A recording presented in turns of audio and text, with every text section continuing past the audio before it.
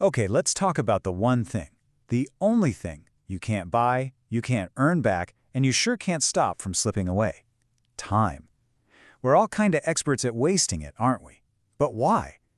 Well, in this explainer, we're going to break down the psychology behind our time-wasting habits and figure out how to reclaim our most precious resource. And you know, this isn't some new age problem, not by a long shot. Over 300 years ago, William Penn wrote this: "Time is what we want most, but what we use worst." And wow, in today's world of just endless distractions, this feels more real and honestly more painful than ever for a lot of us. So why do we struggle with this so much? And that brings us right into our first big idea, what I like to call the Great Time Paradox. We're going to dive into this massive gap between how much we say we value our time and, well, how we actually end up using it. I mean, think about it. We're totally obsessed with saving time, right?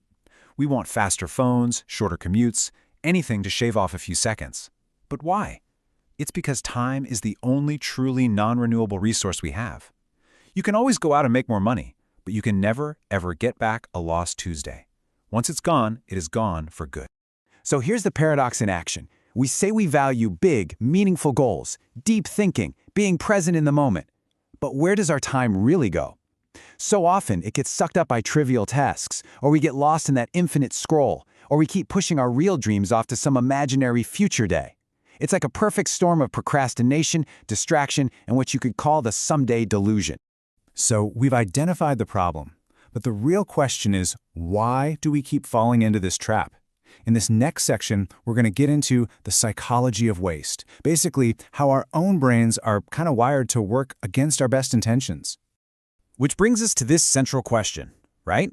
If time is our single most valuable asset, why are we so incredibly bad at managing it? I mean, just think about your day so far. What did you do instead of that one important thing you were supposed to be doing? Well, there's a scientific answer for this, and it's called temporal discounting.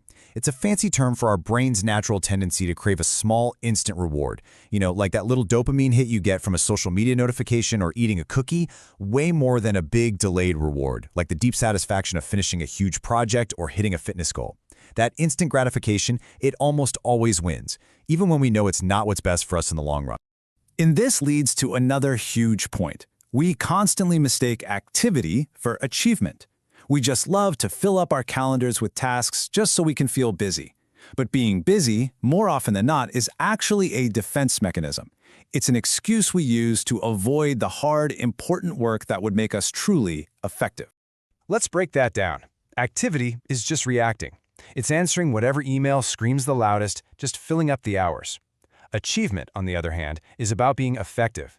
It's about focusing on what's genuinely important and making those hours really count. See the difference?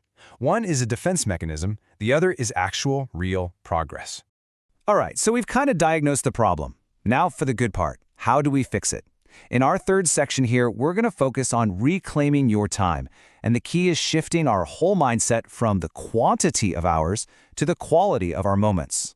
So here are 3 really powerful strategies to get you started. First up, be intentional. Start asking yourself, what is actually worth doing instead of how much can I possibly do?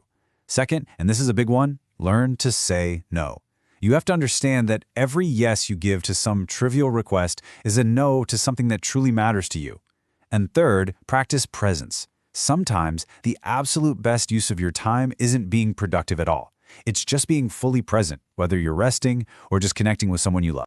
Now, if you start putting these into practice, it leads us to our final section, your wake-up call. And look, this isn't about making you feel guilty. This is about empowerment. Because the time you have right now, that's all the time you're ever going to need. And just to prove this is a timeless truth, listen to this quote from the Roman philosopher Seneca. "It is not that we have a short time to live, but that we waste a lot of it." We're talking nearly 2,000 years ago, and people were dealing with the exact same struggle. This is not a modern problem, it's a human one. So here it is, the core takeaway, and it's so powerful.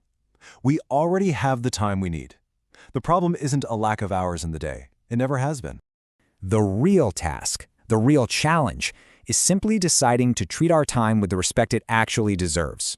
It's a conscious choice, a decision to finally align what we do with what we say we value. So, I'll leave you with this one last question. Forget about next week, forget about next year, just today. What is one thing that is truly worth your time today?